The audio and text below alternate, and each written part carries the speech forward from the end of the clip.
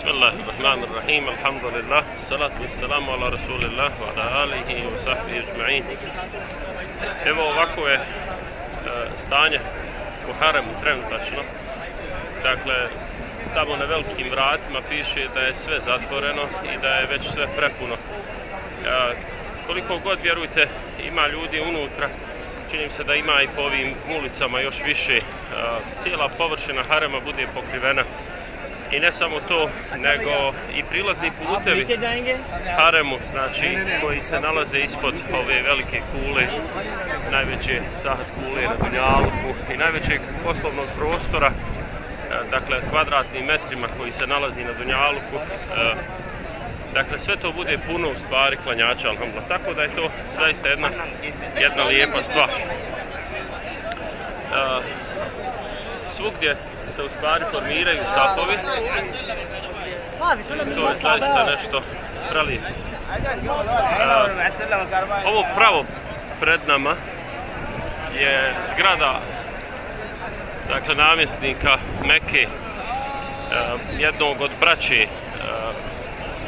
kralja, odnosno tih prinčeva, a iza nje tamo se nalazi kraljeva palača koja je najbliža Kabe, dakle od ovih velikih zgrada. Ovo pravo je u sredini hotel Hilton, koji je jedan od prvih, dakle, zgrada, poslije će biti napravljene sve ove zgrade poslije.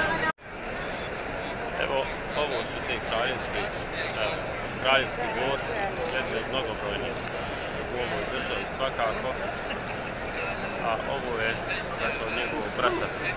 Međutim, pogledajmo u dole zgradu, koja je nadmašila svaku drugu zgradu na Dunjaluku, koja je nadmašila, dakle, svaku drugu zgradu na Dunjaluku sa svojom jednostavnošću, sa svojom prijemčljivošću za ljude svih krajeva i svih rasa, nacija i tako dalje. Čak šta više, kada je uporedimo sa ovom velikom zgradom, ogromnom, dakle, kako smo kazali, najvećim poslovnim objektom i najvećim sahatom na Dunjaluku, čak šta više, ni ova tolika masivna građevina se ne može ni u čemu porediti sa ovom zgradom. Dakle, sa Kabom, koja u stvari je cilj svih ovih ljudi koji obavljaju umru, a nakon toga, inša Allah, i hadž. Također sa ovog mjesta možemo vidjeti novu dogradnju koja je trenutačno u toku. Nažalost, trenutačno sve je stalo već izvjesno vrijeme, kao i brojne druge investicije i brojni drugi projekti ovdje, kako u Mekke, tako u Medini, u to uključujući i proširenja harema sa izgradnju, dakle, nekih vakuumskih prostorija. Možemo da vidimo po ovim kranovima ili pak u ovoj vamo zgradi, dakle, dijelu zgrade koja je stala sa izgradnjom.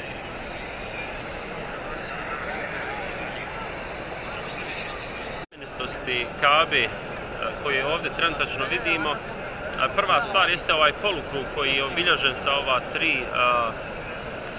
tri zelena svjetla. To je prostor koji se zove Hidžr Ismail, dakle, to je područje Ismailovog, alaih salatu wasalam, zida, koji u stvari obilježava dokle je Kaba bila nekada ranije. Pa su mušrici, kada su je dograđivali, dakle, kada su je ponovo gradili, nisu imali dovoljno sredstava, čak koji su oni smatrali dozvoljenim, pa su morali da skrate Kabu.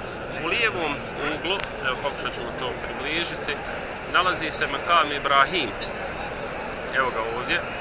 Dakle, Makam Ibrahim je mjesto gdje je stajao Ibrahim, alaihissalam, koji se spominje u Kur'anu Kerimu. Kaže uzvišeni Allah, estaizu billah, fihi ajatum bejinat makamu Ibrahim wa man dakhalahu kana amina.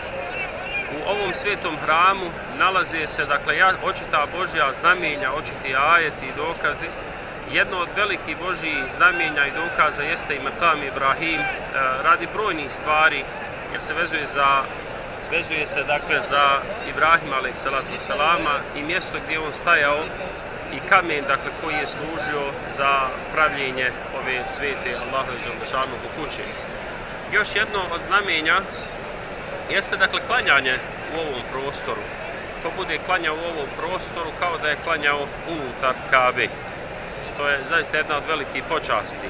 Sljedeća znamenitost koju ovdje možemo vidjeti, ili dvije od njih, jeste zlatni oluk Kabe, koji je dug 1,95 m i koji služi za izbacivanje kiše, dakle kada pada velika kiša. Kaba je otprilike blago nageta u ovom dakle, pravcu sada koji je okrenut ka nama, te on služi u stvari za izbacivanje, dakle otklanjanje štete od Kabe u vidu kišnice. Također se vidi kisva, dakle Kabin crni ogrtač ili prekrivač o kojem ima na naša prelijepa ilahija Bejtullahov crno grtač. Dakle, ovo je ta kisva i ona se u stvari sprema za ponovno skidanje, odnosno stavljanje nove kisve, inša Allah, u ovim mubarek danima.